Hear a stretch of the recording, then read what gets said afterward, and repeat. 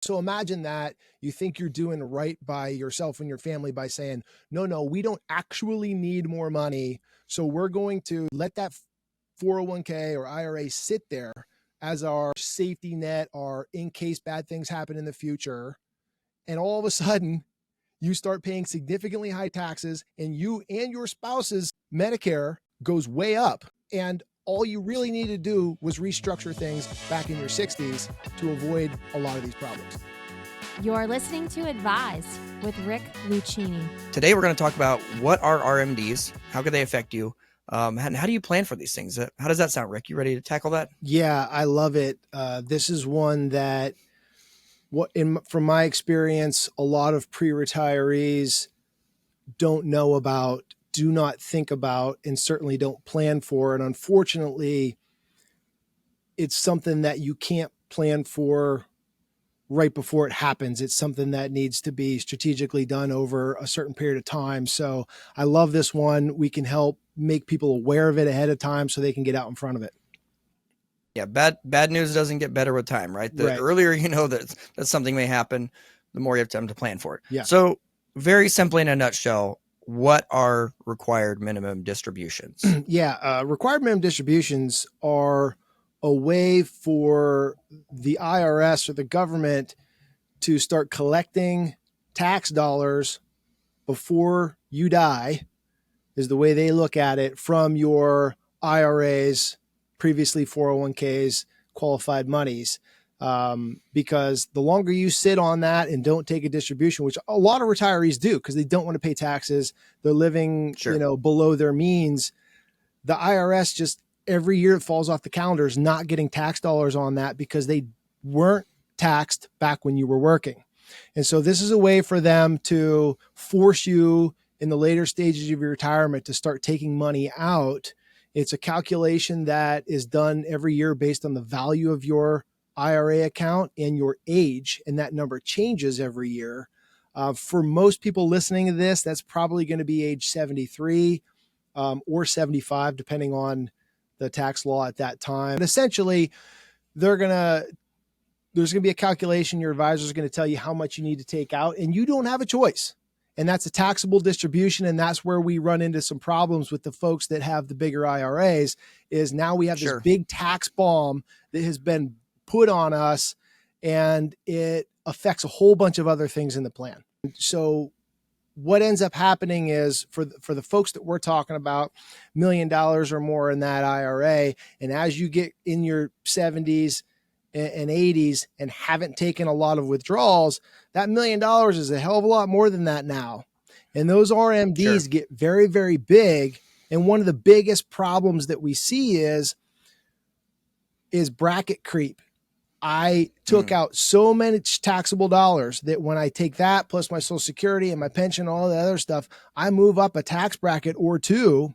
And a lot of times it's equal to or higher than what I was paying when I was at work, which defeated the whole purpose of deferring those taxes to a later date in retirement. And I think that it's oftentimes we forget that, in retirement, taxes are their own little ecosystem. Yeah. We've talked about that. The butterfly flapping its wings in Brazil causes a hurricane in Fort Lauderdale. And that's kind of what happens with taxable income in retirement, is that when you go through periods of time where maybe your taxable income is a lot higher than you planned for, it has a ripple effect on a lot of other aspects of your life. Obviously, your Social Security benefit taxability can become a factor. Yep. But also your Medicare premium, your Medicare Part B could go up, right? Yeah. Because that's driven by your modified adjusted gross income. So as your AGI is going up, you might hit a point where you're actually also paying more money for health insurance, literally just because you had so much money in pre-tax. Yeah. So take it out, so you get bracket creep. Yeah. So imagine that you think you're doing right by yourself and your family by saying, no, we don't actually need more money. So we're going to, let that 401k or IRA sit there as our safety net, our in case bad things happen in the future. And all of a sudden you start paying significantly high taxes, and you and your spouse's Medicare goes way up. Yep. And all you really need to do was restructure things back in your 60s to avoid a lot of these problems. And to further take this down the rabbit hole a little bit, let's say you decide, hey, well, I'll just take the RMDs that I need to, the minimum, but this will be the account that I leave behind for the grandkids, right? Or for the kids. Yeah. All other things being equal, probably one of, if not the worst things for a non-spouse to inherit. Correct. Is a traditional IRA. Yes. Now, why is that, Rick? Taxes.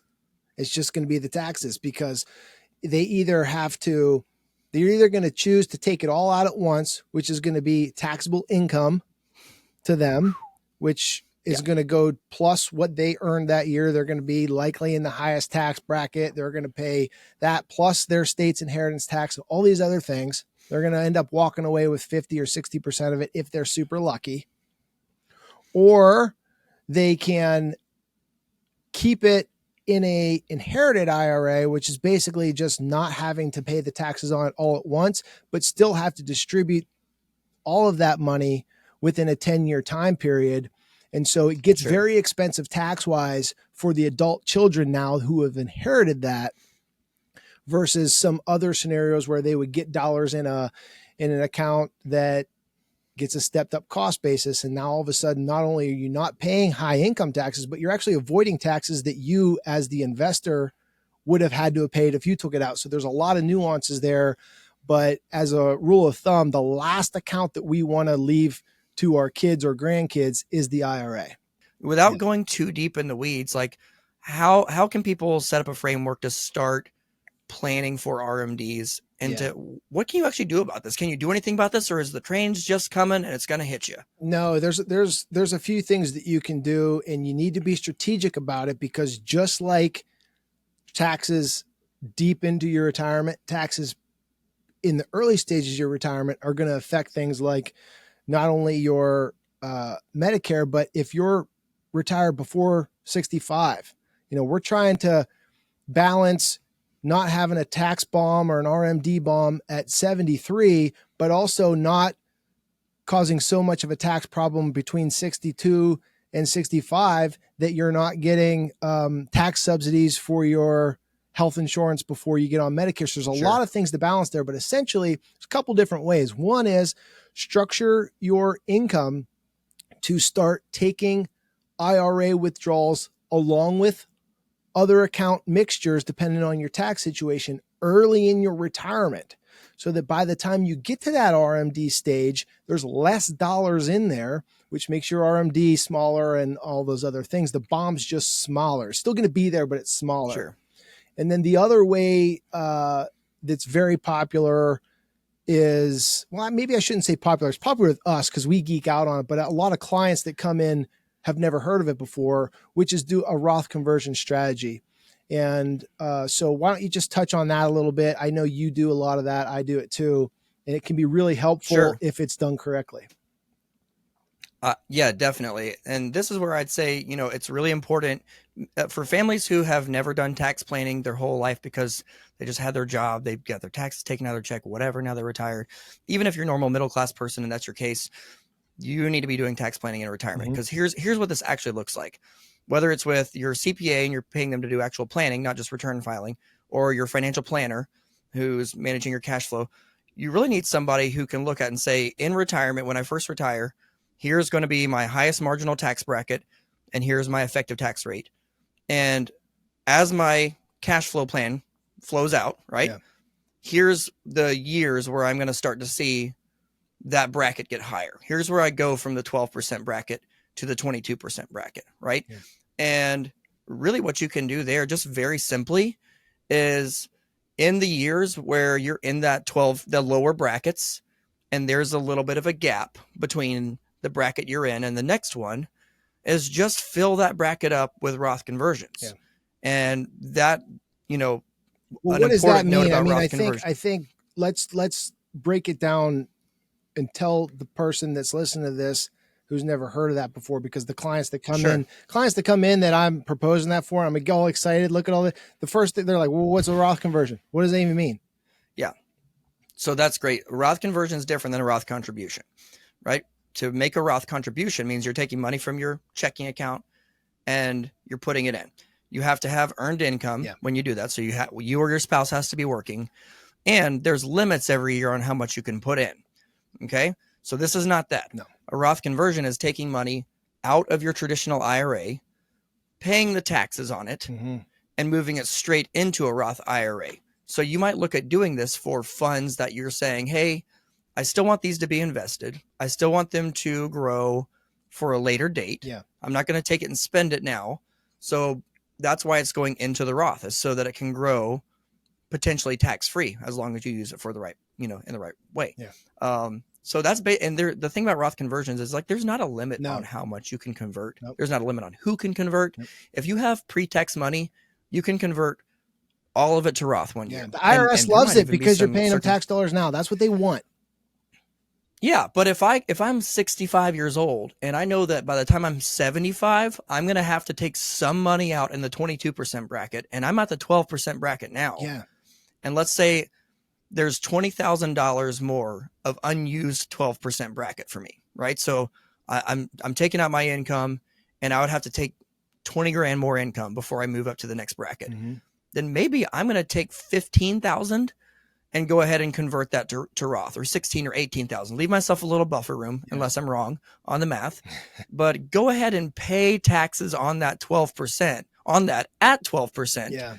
So that way there's less that I'm going to have to pull out at 22% later. Yep. And the beauty of that is that when you do this, and I know you and I have talked about this a lot, Rick, is that now that you've already paid taxes on that money at 12%, you're done. Yeah. It can continue to grow for the next 10 years. It could be the inheritance tool for your kids. It could be your long-term care payment strategy. If you decide not to spend that dollar, no one's ever going to force you to spend it. However, if you do, and you get into a situation, whether it's a luxury or whether it's an emergency, if you have to take out 60 grand, it doesn't affect your taxes in the future because it's tax-free.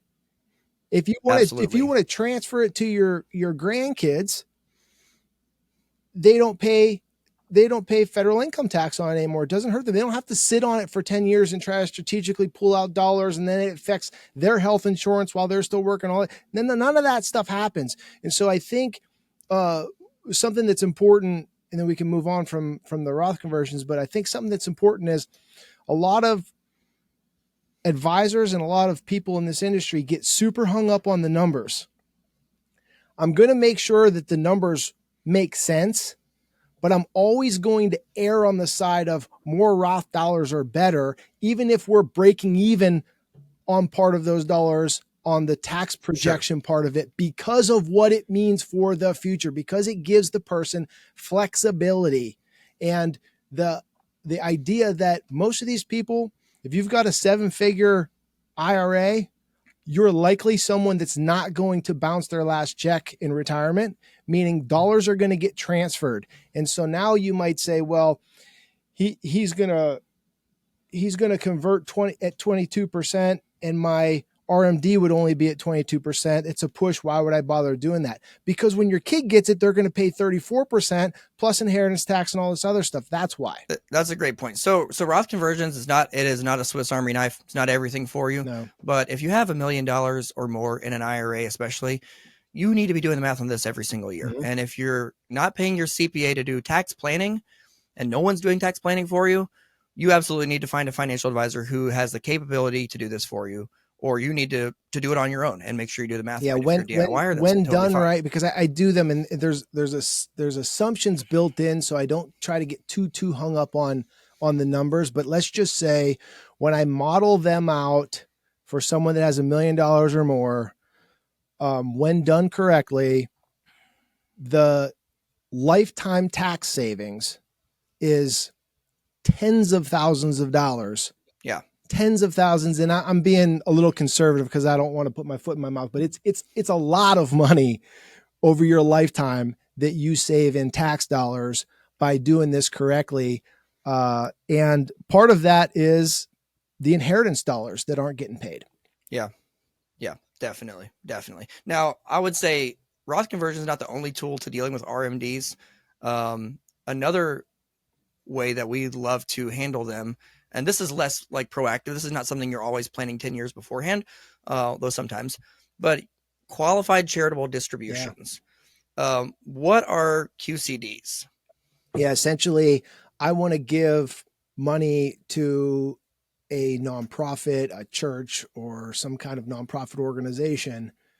I can give those dollars directly from my IRA and not have to pay income tax on them. That's the short of it. And a couple rules about qualified charitable distributions. You have to be RMD age eligible to do that. You have to obviously be sending it from a pre-tax account to have the benefit. But also there's limits. I think you can do, I think it's $105,000 per year. Yeah. I'm going to give dollars to this charity no matter what. This is the person that this works for. This is not a tax strategy. This is, I want to give dollars to this charity no matter what. Okay, great. Here's a couple different ways to do it out of your IRA to help limit your tax impact in the future. No, that's a great point. And you can do like one-time donations from your IRA to like things like a charitable remainder trust and like a charitable gift annuities. Things are a little bit beyond the scope of this call. Correct. But yeah, there's great ways to use it. And if you're a person who's already like giving to St. Jude's, giving to your church every year, and you're taking money, I see this a lot. Like you meet with somebody who's been retired, they've had the same financial advisor for 10 years. You're looking through everything, and they're just giving to their church or their charities from their normal retirement income. Yeah. And I think that's really awesome and admirable that so many people who've been blessed want to give back. But then you go and you're like, why did your advisor set it up this way? Why didn't they just send the check from the IRA? Why are you paying tax on it? Yeah. And, there was a lady once and she had kind of like, oh, well, I don't need a tax break for my charity and this and that. And I'm like, you could just give more. They do. Yeah, they want the tax break. They want more dollars. Yeah, they want more dollars and not less. And there's no reason for Uncle Sam to be a third party to your charitable giving. So if you can use QCDs, and I have clients who have used inherited IRAs where they've inherited money late in their 70s, and that's what they use their inherited IRA for, is we're going to use this and we're going to have QCDs to the church. Others who are like, one spouse is working in retirement. Let's fund a traditional IRA and get a tax deduction to literally just turn around and spit it all out. Yeah. Because then it's triple tax benefit. It was tax deduction going in and tax free coming out. Yeah. And the only person who gets screwed there is Uncle Sam. That's right. So that's a fun way to plan for RMDs. I mean, I think we could talk about this all day. I think at the end of the day, RMDs are unavoidable. Yeah. But if you just plan ahead, especially if you're doing tax planning ahead of time, you're looking at your tax bracket early in retirement. And is that going to climb over time based on your cash flow and your investment strategy? And just have a game plan for some of this stuff. The tax tail shouldn't wag the dog, but it's really important. And taxes are probably going to be the number one expense for most retirees, especially for 7 and 8 figure retirees. Federal taxes could be absolutely the most expensive thing that they pay in retirement. Yeah, that's a good point.